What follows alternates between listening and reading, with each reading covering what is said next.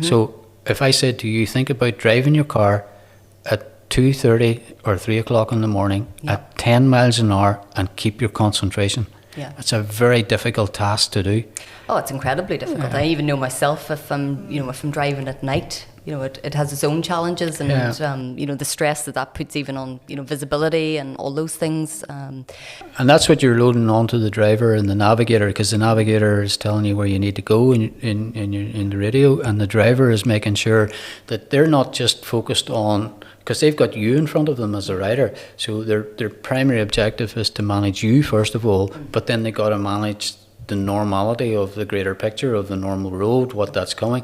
And there's some of the places there's big descents. In America, it's so vast. There's some of the big descents that come in the nighttime. They're incredibly fast. Yeah. And, I can think of one in particular into Cottonwood, and the night drivers have an incredible job. They struggle to keep up with the speed of the bike in the nighttime, but it's imperative for me that they're there, because the auxiliary lighting on the front of the vehicles that light the road, so I can actually see where you're going, where the apexes of the corners are, is incredible. And that's one of the skills that Alan A brought to the team and has now taught the team to actually manage. So it's there's some of the times on the bike it's incredibly fast for me, so I can't imagine what it's like in the car when everything's rolling around. And it's that alertness and sharpness that when you're not at optimal sleep, you can really struggle with. You talk about the sharing of, I suppose that there is a transfer of skill sets there within some of the team members, which is fantastic, and that's, I guess, been built up over time. Gillian, for yourself, I'm sure lots of our female listeners can relate to the whole toilet break, and then when you need to go, and the fact that you can't, that's probably one thing, people didn't realise, that this isn't just Joe on a bike, this is the art of constant motion, movement. The car can't stop. So simple things that we all take for granted in day-to-day life, that you're trying to manage. And I think, Joe, you're quoted as saying somewhere that Gillian she moves with you the whole way through. So because there's no one else doing Gillian's role, would that be fair to say, Gillian, that that's a real challenge for you as well? There's no one taking over from you.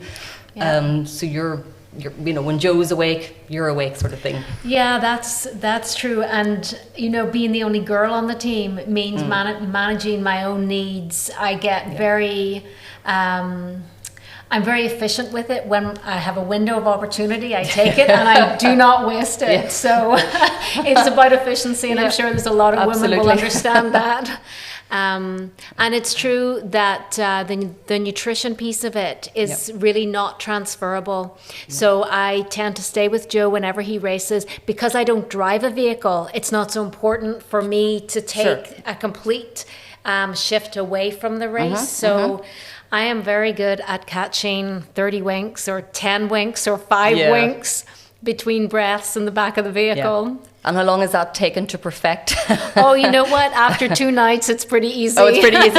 Yeah, I can imagine. It's pretty easy to sleep sitting up. Yeah. I think there's numerous photographs, very unflattering photographs of me in the back of the vehicle. Yeah, but some say that just getting those little snippets of sleep, I know even from myself, they say 20 minutes is better than, sometimes can be just as rich as 2 hours. It's remarkable how they refresh. Just that sense of shutting your eyes, letting go of your mind. Even 10 minutes, 15 minutes can sometimes get me another 15 hours. So getting those little cat naps, it's vital. Yeah. I think as well, I've come to understand a lot better Jill's needs in the car. So there's times as well that I'm actually, even though I'm in the bike and I'm in the world that I'm in, I realise that there's a potential that you may need to use the bathroom. So there's You've never said that to me before. Well, I'm always thinking. I'm always thinking about it, and I'm always going. So so I'll get on my radio and I very rarely talk on the radio. But I'll say to Alan, right on, you know what? I think I'm going to pull over here. I'm just going to have You're not actually telling them, Joe. It's so I can let Gillian go. Well, I would break. I would actually say, like, you know, if there's anyone who actually needs to use this break, like, I'm going to do it here and I'm going to stop there. That doesn't happen very often, but it happens sometimes, and I do think about it a lot more than I would have done 5 years ago. Like, that's for sure.